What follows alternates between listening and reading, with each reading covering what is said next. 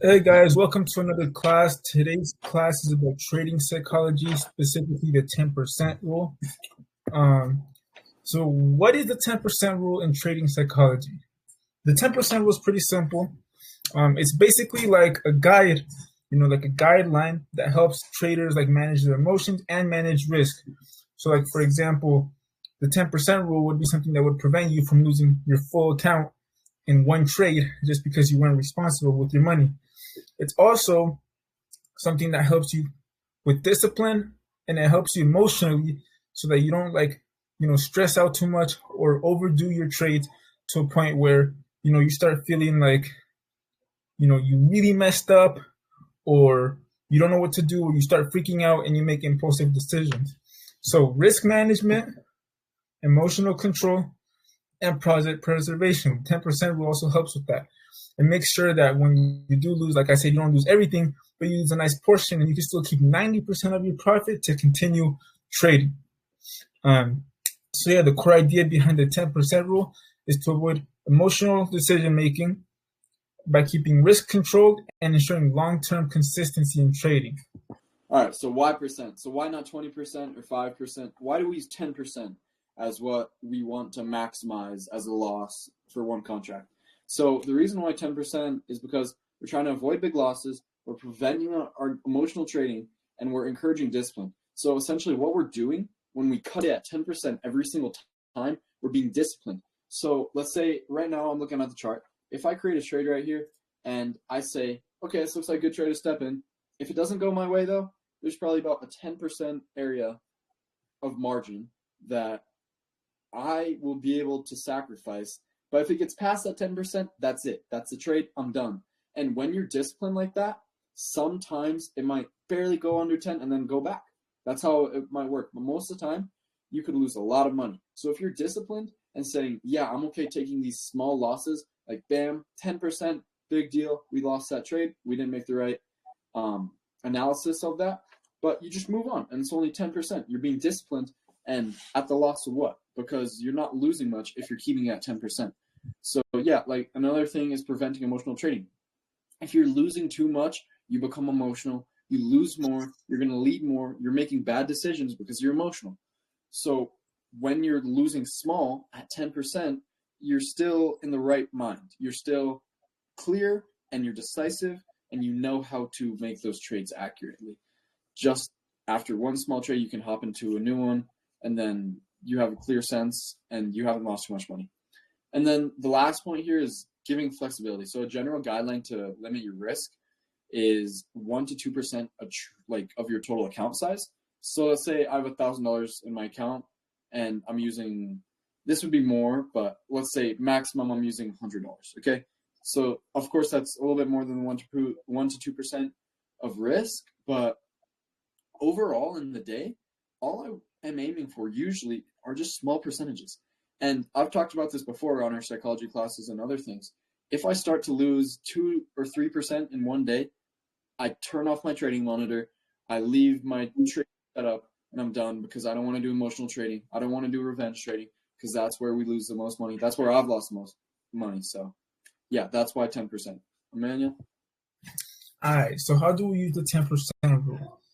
The main way that we like to use the 10% rule here at Lux is to hop in and out of calls and puts. Well, not in, but mostly out of calls and puts. So, for example, if we're losing more than 10% of our trade, we know it's time to hop out. If you're losing more than 10% and you start holding on to like faith and like start praying to God, that's when you know you're messing up, because at that point you're not using logic, you're not using discipline, and you're just being a human being with emotions, and you're hoping and praying that it's going to go your way. We don't want to do that. We want to make sure that when we trade, we know exactly what we're doing.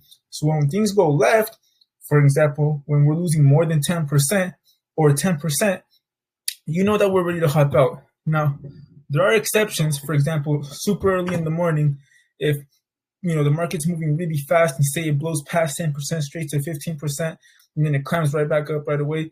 Those are exceptional times. You know what I'm saying? Like, and a lot of the times, you'll be able to tell. But for the most part, when you're trading, you don't want to lose more than 10%. It's also important to know when to hop into a trade as well, because that 10% will most likely depend a lot more on when you hop in than how the market is actually moving. Another thing is when we're winning more than 10%. So like say you're in a trade and you're winning more than 10%, you can hop out of that at any time. But you got to remember, once you pass that 10%, keep in mind you're a human being and you might be greedy. You might want more. You might be stubborn. You might want to like double, 3 times your account.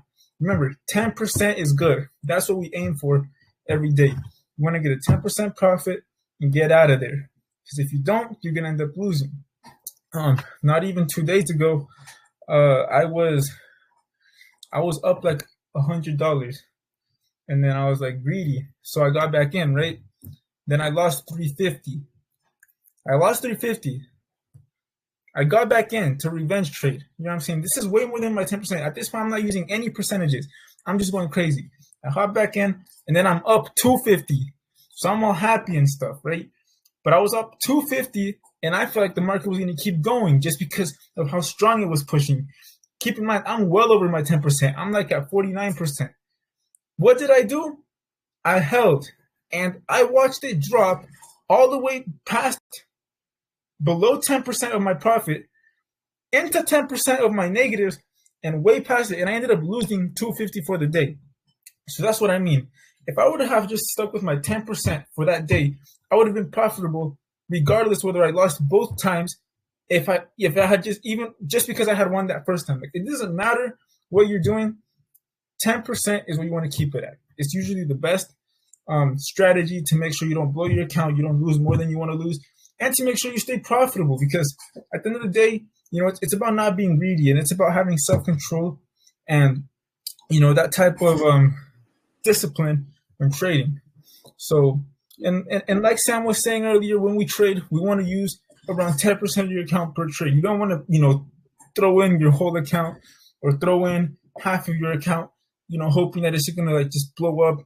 That's not smart. You know what I'm saying? That's way more than 10%, and you're going to lose way more than 10% doing that.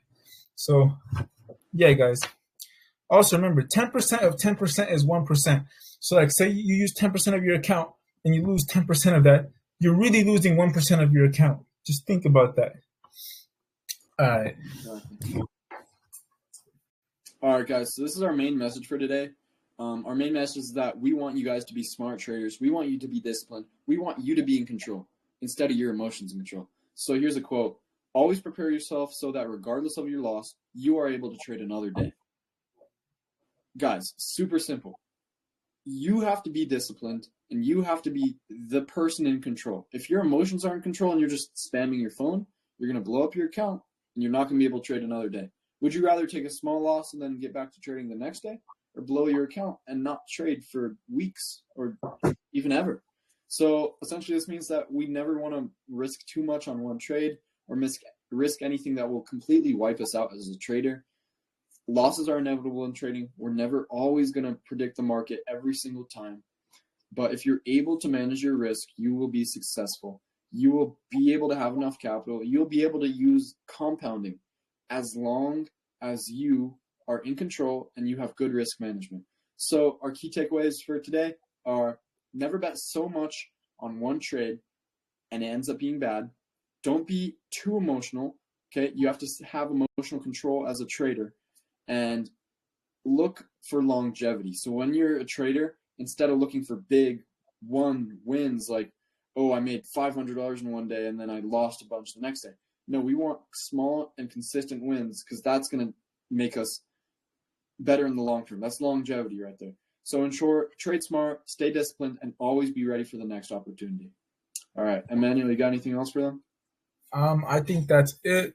For everybody who's watching this, make sure you take notes. This is a super important class. I feel like the 10% and even past the 10%, just knowing how to really scale your account in terms of how much of your account you're really going to put in and how much you're going to, risk and lose. It's the most important thing you want to keep in your mind, because it's called risk management. And at the end of the day, in order to be a profitable trader, you have to have good risk management. It's like boxing, you want to have good defense. Anybody could throw hands. Anybody could fight. Mm-hmm. Not everybody knows how to defend themselves. You know what I mean? Same thing with you in the stock market. You can probably, throw in and get a whole bunch of calls and puts and, hit it. But what about when the stock market hits you, when there's a big ass, collapse and all of a sudden all your money is gone? You have to be able to take those hits and, keep pushing the next day, keep trading the next day. So, yeah, that's about it. For anybody watching, like I said, take notes, make sure you review it, and just implement it. At the end of the day, that's what we want for you guys, is for you guys to be able to play by yourselves, for yourselves, without needing help from us. But hope you guys have a good rest of your evening, and I'll see you guys later. All right.